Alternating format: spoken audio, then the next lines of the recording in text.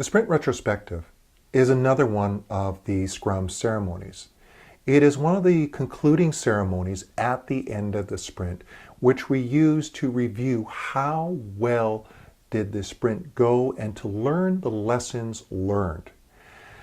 Scrum is all about continuous improvement, and this is why I think the retrospective is one of the most important meetings that we can hold in Scrum. We look at what worked for us, what's not working for us, and look how can we change to get better. You know, there are some Scrum advocates that say, we can get an order of magnitude improvement in productivity using Scrum. What they're really meaning about it is, yes, through the cycle of continuous improvement, looking at how well we work together and trying to get more of what works and less of what's impeding us, that's how we create hyper-productive teams. So don't overlook the retrospective. Some teams kind of look at it as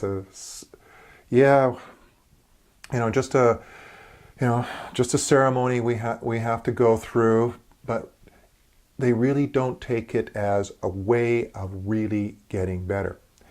So this is really the opportunity for the team to say, what works for us, what's not, how do we get better?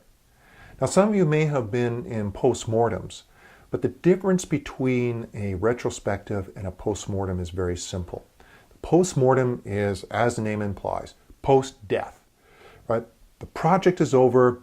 The team that was working the project now gets together and says what worked on the project and what didn't. And then the team generally gets dispersed and goes off and works on different projects. So that knowledge really can't be internalized. Whereas with the retrospective in Scrum, the team is doing this regularly at the end of each sprint. And so therefore, the lessons learned can actually be incorporated into the process to improve the process. So we do the retrospective at the end of every sprint. It should be short. Once you really get tight at it, it can be about 30 minutes. Early on, or the team is just, it's going through its forming, storming, norming phase. While you're going through that forming and storming, you may actually find some of these retrospectives taking a bit longer. I set up to 2 hours, but generally I find these are about an hour. And it's important. The whole team participates. And it's private to the team. And by that I mean you don't start bringing in the senior executive. In other words, you're not going to bring into the retrospective the person who's doing your performance analysis or your performance appraisal. Now, if you're really interested in retrospectives, and I think you should be because they're so important, this is a totally awesome book by Esther Derby and Diana Larson. It really explains what a retrospective is all about and how to run a really good retrospective. And what it's got in it is a number of different games, techniques. I know games sound a little frivolous, but really they provide the opportunity for people to look at how they're working together in many, many different ways. I've seen far too many retrospectives where I've gone in and watched the Scrum Master basically say, okay, how did we screw up the last sprint? Well, that's not a very good way of really finding out what's working for you and what's not working for you. And also going through the same approach every single sprint, running the retrospective in the exact same way, using the exact same techniques over and over again, people basically get into routine and they don't see things from different perspectives or different points of view. And so you really lose the value and the data gathering ability of the retrospective. So when you're running a retrospective as well, the wrong answer to a question of what didn't work for us or why didn't we meet our commitment is to point to your colleague and say, well, it's all their fault. They didn't get their job done. We depended on them and they let us down. No. Norm Kurth came out with what I think is brilliant, is the prime directive of the retrospective. We basically, regardless of what happens in the sprint, we believe everyone did the very best that they could, given the knowledge they have. If somebody did in fact let us down, in fact we were dependent on one person and they couldn't get their job done, then that is a team failure, not that person's failure, because we let that person down. We did not see that they were going dark, that they were going down the rat hole. It's our fault as a team. And if we succeed, it is our blessing as a team. Now, there's a few different agendas for running a retrospective. This is kind of the high-level version of the one I like to use. I like to start off a retrospective with what I call gratitudes. And this is an idea that I've gotten from other coaches, and I thought, and really works well. The gratitude is something that's very simple. It's just basically the team members saying to each other, thank you, right? It helps get people into the right spirit of the retrospective. This is not a meeting where we're saying, well, how did we screw up this time?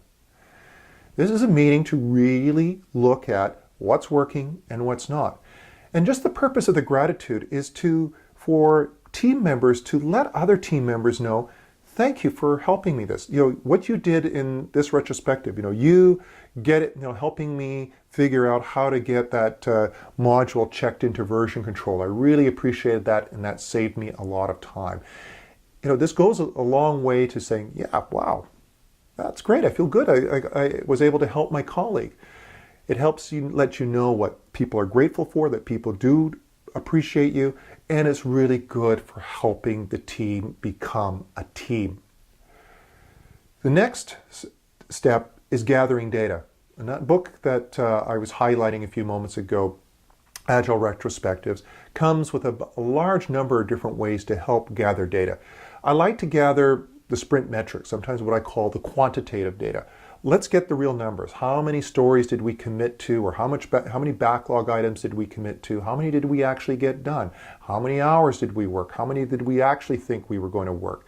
Get the relevant quantitative data. What data is relevant for your team will depend on what your team is doing. I also like to gather qualitative data.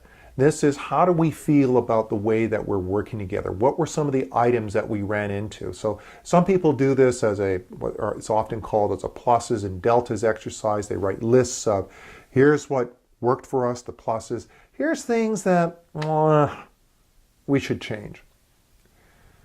So we gather up all this data. It's all open to the team. And then we analyze that data and generate hypotheses, or basically try to answer the question, what happened in that last sprint and why did it happen that way?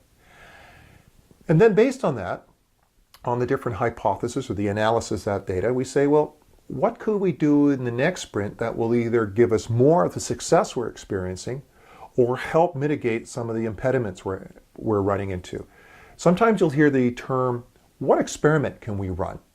And this means that, yeah, we analyzed our data, we came up with a hypothesis, we said, yeah, we just discovered that holding the daily stand-up at 9 a.m. is a real impediment to our team, because we have a number of team members who are on a different continent, and it makes them unavailable. So let's try changing the time to something else, and that's the experiment. In other words, it's like moving the daily stand-up time to another time will help connect the team, and we'll be better at this.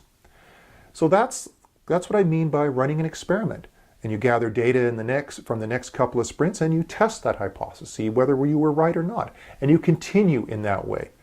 And generally what you're going to do is your course of action. You're going to say, well, those hypotheses are going to be something like, well, let's stop doing this because it's not helping us, or let's change the way we're doing this, or let's start trying something else. So this is how should be the output of the retrospective. You should be able to have some set of activities, some either working agreements, or even maybe there's a backlog item that you throw into your product backlog. Yes, working on improving the team, saying, hey, maybe let's put a backlog item in there that will probably work better if we rearrange the desk. Well, that goes into the backlog. Or let's have someone maybe it would be a big improvement if somebody could write an interface for a version control system. Well, that goes into the backlog. Because believe it or not, if you can get better at doing things, that's probably valuable to your product owner. So these are the kind of, gives you sort of the idea of what the retrospective is and how you might run a retrospective in Scrum. So what's the difference between the two end of sprint meetings, the product demo or the retrospective? Well, the retrospective evaluates the process itself. That's what we're looking at. How well are we working together as a team using Scrum? Whereas the demo is looking at the product itself, the work that we created during the sprint, and saying, how much did we get done on that? What do our stakeholders think about it? And what changes to the backlog should we make for the next sprint?